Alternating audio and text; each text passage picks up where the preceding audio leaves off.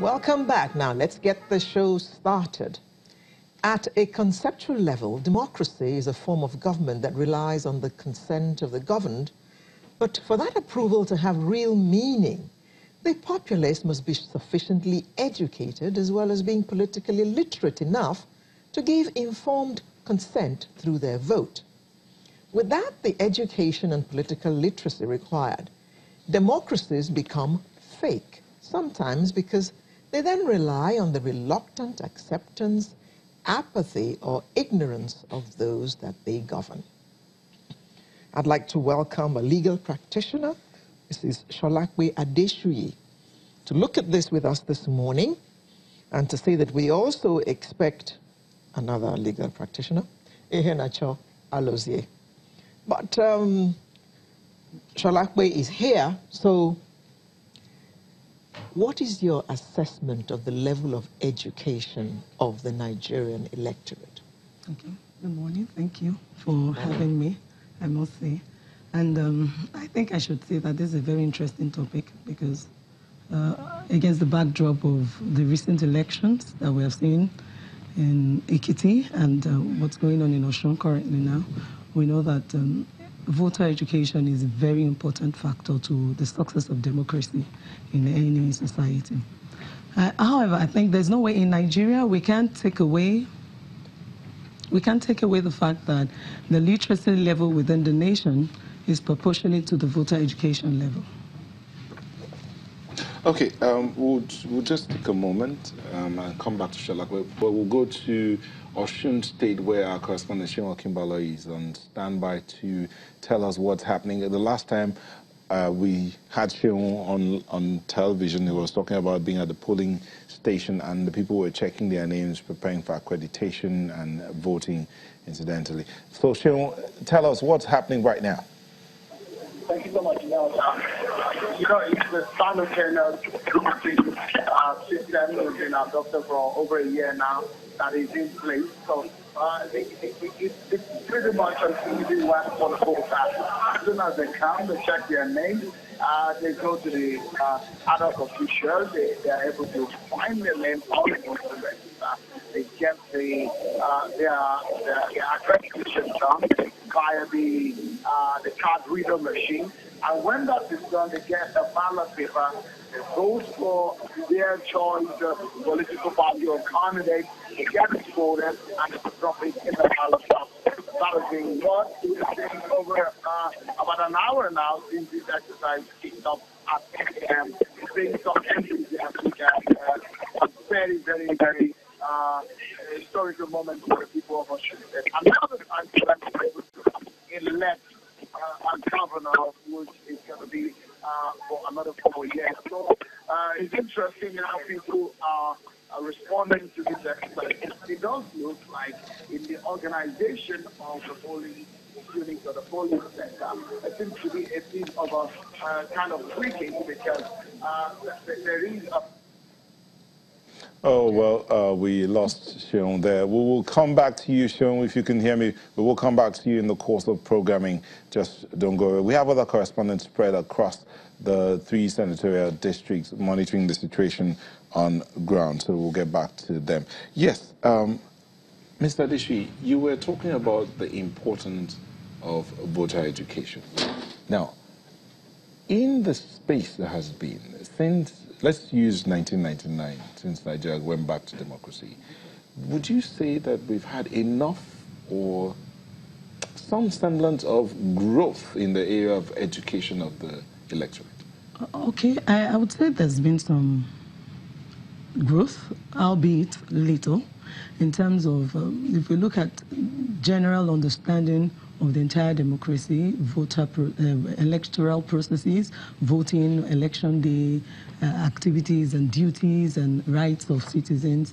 Yes, maybe a little growth between 1999 and now, but there's still a lot to be done because the level of literacy in Nigeria itself is high, and so it's difficult to expect people that are not even educated, that cannot read and write, to actually understand the import of voter education. I know legally INEC is given the duty and the responsibility of educating Nigerians on voter education. By the Electoral Act, Section 2, they actually not only to educate about the election, but even civic education. And you know, that caught my attention because we must go beyond just the educating people about election days and what they are expected to do on the day of election, to the entire process, to the entire process of of voting, democracy. What are the rights of the citizens? What are they expected to do? Because I think it is the absence of this knowledge that give birth to issues such as vote buying, and that we have found to become the normal behaviors of Nigerians. And we can't take away the fact that INEC needs to do more. INEC needs to do more. I know there are so many NGOs that are also working on voter education, but they need to do more. Okay. All right. We'll go on a quick break and return to continue the conversation. Please don't go away.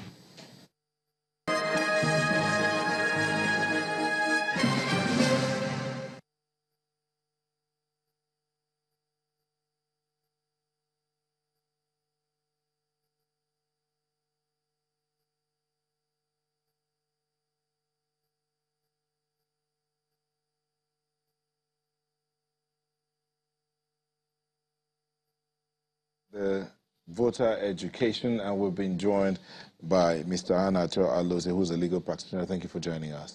Thank you for having me. Yeah, just before we come back to you, we had Ms. Adesuyi talking about voter education and what it's been like since 1999. But let me bring it back to you again as regards, when you say you've seen some level of growth, there's pre-election, there's election day, then there is post-election. Okay.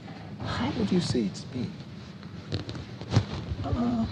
Okay, for pre-election education, I think the important thing is that INEC, that has a responsibility to educate, needs to inform Nigerians and all voting public all that has been done. There's a need to inform and to educate in terms of the preparation towards the election, in terms of letting all the voters to be aware of all that is going to be taking place, the security, the voting documents that will be available, the ballot papers, and all that. There also needs to be education in terms of what the voters should not allow people to do. For instance, voters need to be informed as to their rights before election.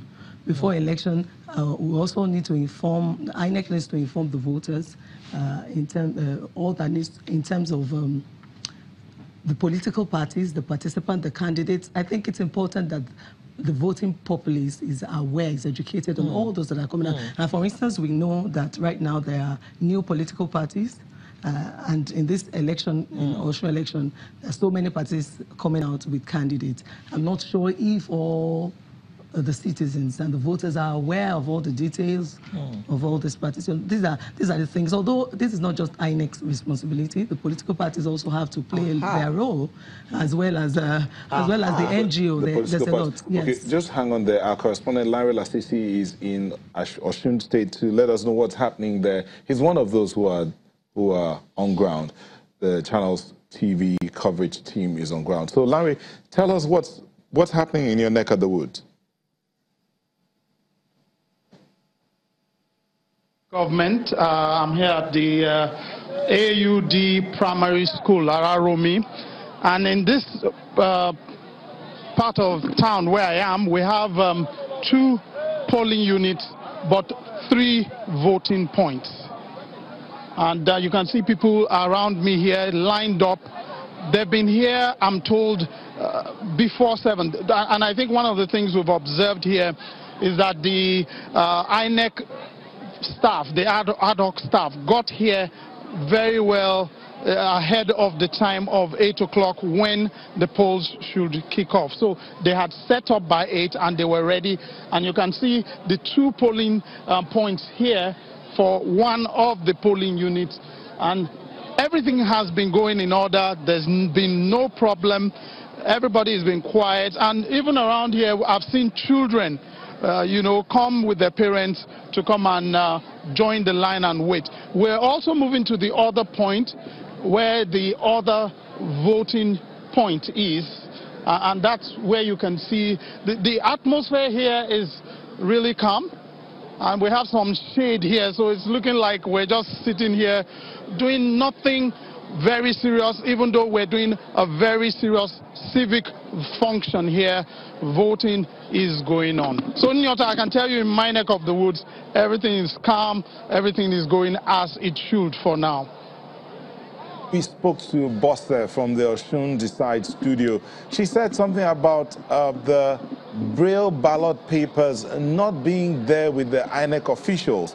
Have you seen or heard anything as regards that in your area?